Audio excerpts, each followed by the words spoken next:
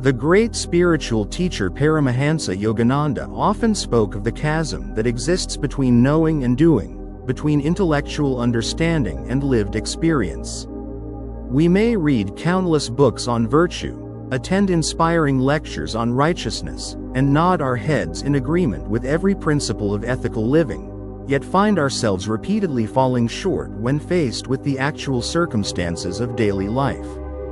This disconnect between knowledge and action represents one of the fundamental struggles of human existence, and Yogananda devoted much of his teaching to bridging this gap.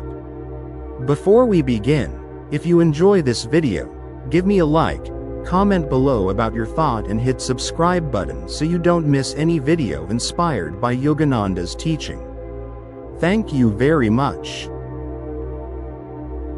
The problem begins with our tendency to mistake intellectual comprehension for genuine realization. When we read that we should love our enemies, practice patience, or remain calm in adversity, our minds readily accept these ideas as true and valuable. We may even feel a temporary surge of inspiration, a momentary conviction that we will indeed embody these principles. But when someone cuts us off in traffic, when a colleague takes credit for our work, or when financial pressures mount, that intellectual knowledge seems to evaporate like morning mist. We react from habit, from emotion, from the accumulated patterns of our conditioning rather than from the wisdom we claim to possess. Yogananda taught that this failure occurs because we have not truly made the knowledge our own. It remains external to us, a borrowed garment rather than our actual skin. To live what we know is right requires a process of internalization, of transformation, of making the abstract concrete through deliberate practice and divine communion. The knowledge must descend from the head to the heart, and from the heart into every cell of our being until right action becomes as natural as breathing. The first step in this transformation involves honest self-observation without judgment. Yogananda emphasized the importance of watching ourselves as we move through our days, noting the gap between our professed values and our actual behavior. This requires a quality of attention that most people rarely cultivate. We must become the witness of our own lives, observing our reactions, our thoughts, our impulses with the detached interest of a scientist studying a specimen. When we notice ourselves becoming irritated, rather than simply being swept away by the irritation, we pause and observe. There is irritation arising. I know that patience is right, yet impatience is what I feel. This simple act of observation, without self-condemnation, begins to create space between stimulus and response. Within that space lies our freedom. Yogananda taught that we are not our habits, not our impulses, not our conditioned reactions. We are the eternal soul, the divine consciousness temporarily inhabiting a human form. But we have identified so completely with our limited personality that we have forgotten our true nature. Through meditation and self-observation, we begin to remember. We begin to experience ourselves as something more than the bundle of automatic responses that usually runs our lives. Meditation serves as the foundation for all practical spiritual living. Yogananda was emphatic about this point. Without regular, deep meditation, our attempts to live righteously will remain superficial and inconsistent. In meditation, we contact the source of all virtue, all wisdom, all right action. We commune with God, with our own higher self, with the infinite intelligence that knows exactly how to respond to every situation. The peace, love, and wisdom we experience in deep meditation gradually permeate our consciousness, making it increasingly natural to act from these qualities rather than from ego and fear. But meditation alone is not sufficient. We must also engage in what Yogananda called meditation in action. This means bringing the consciousness cultivated in meditation into every activity of our lives. When we wash dishes with full attention, with care, with the awareness that this simple act is an offering to the divine. When we speak with another person, We speak with the consciousness that we are addressing a soul, a spark of God temporarily wearing a different costume. Every action becomes an opportunity to practice presence, to embody love, to express the truth we have touched in meditation. Yogananda also stressed the importance of beginning with small, manageable commitments rather than attempting to revolutionize our entire character overnight. If we know that patience is right but find ourselves chronically impatient, we might begin by choosing one specific situation in which to practice patience. Perhaps we decide that for 1 week, we will practice patience while waiting in line at the grocery store. We prepare ourselves mentally before entering the store, reminding ourselves of our intention. When we find ourselves in line, we consciously relax our body, breathe deeply, and maintain an attitude of calm acceptance regardless of how slowly the line moves. This focused practice in a specific context is far more effective than a vague resolution to be more patient in general. As we succeed in one small area, we build confidence and momentum. The practice expands naturally to other situations. More importantly, we begin to experience the fruits of right action.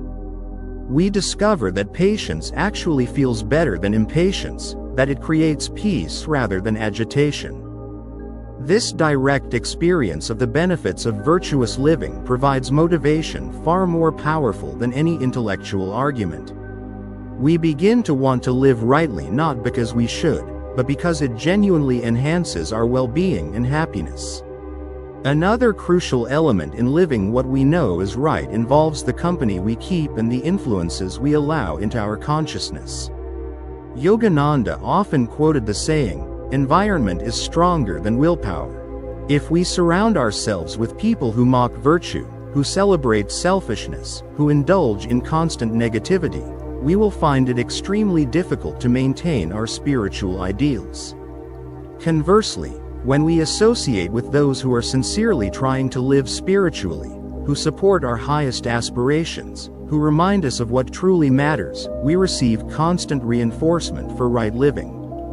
This principle extends beyond human company to include the books we read, the entertainment we consume, the conversations we engage in, and the thoughts we habitually entertain. Every input into our consciousness either supports our spiritual growth or undermines it. Yogananda advised his students to be extremely selective about what they allow into their minds, to guard the gates of consciousness as carefully as a sentinel guards a fortress. This is not about rigid puritanism or fearful avoidance, but about recognizing that we are shaped by what we repeatedly expose ourselves to. The practice of affirmation represents another powerful tool for aligning our actions with our knowledge. Yogananda taught specific techniques for using affirmations effectively, emphasizing that they must be practiced with concentration, will, and feeling. Simply repeating words mechanically accomplishes little. But when we affirm a truth with deep attention, with the full force of our will, and with genuine feeling, we impress that truth upon our subconscious mind. Over time, the subconscious begins to accept the affirmation as reality and adjusts our automatic responses accordingly.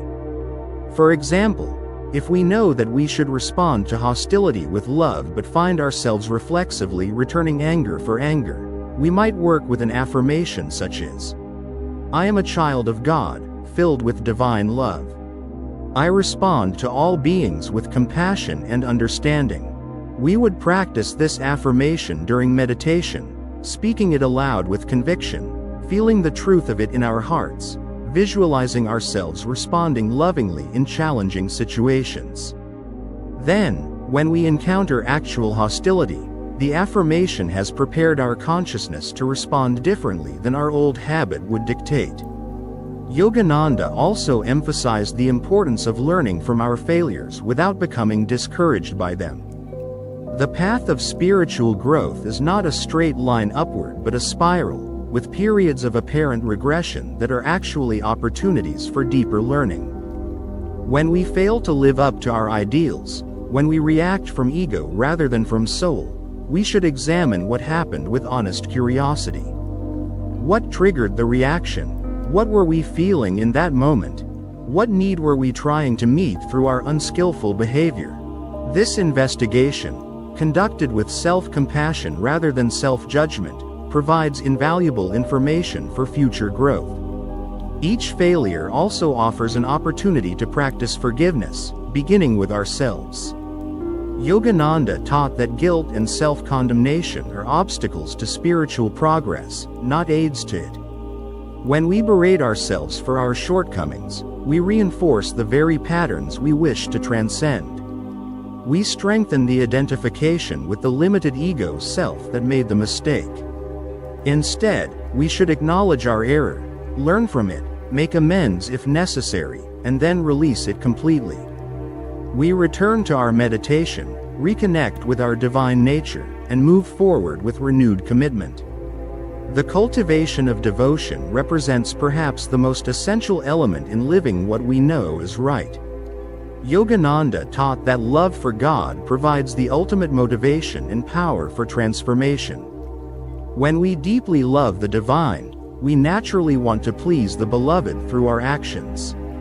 Right living becomes not a burden or a discipline but an expression of love. We practice virtue not because we fear punishment or seek reward, but because we want to align ourselves with the will of the one we love. This devotion is cultivated through prayer, through talking to God as our closest friend, through developing a personal relationship with the divine. Yogananda encouraged his students to share everything with God, to involve the divine in every aspect of their lives. When we face a difficult decision, we ask for guidance.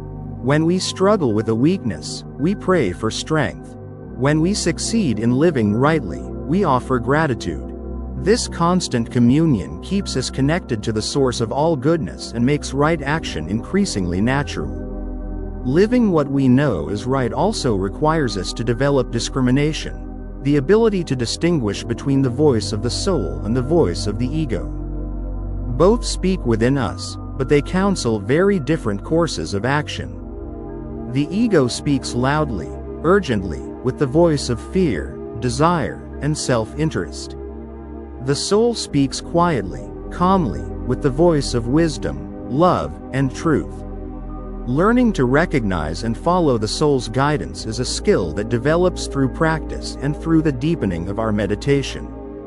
Ultimately, Yogananda taught that living what we know is right is not about achieving perfection but about maintaining sincere effort. God does not demand that we never make mistakes, only that we keep trying, that we remain devoted to our highest ideals even when we fall short of them. The very effort to live rightly, sustained over time with patience and perseverance, gradually transforms our consciousness.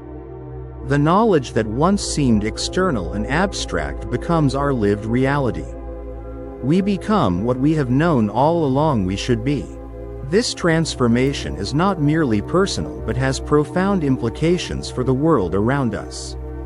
As we embody truth, love, and righteousness in our own lives, we become a force for good in the world. We inspire others through our example. We create ripples of positive influence that extend far beyond what we can see or measure. Yogananda taught that the greatest service we can render to humanity is to perfect ourselves, to become living demonstrations of spiritual principles.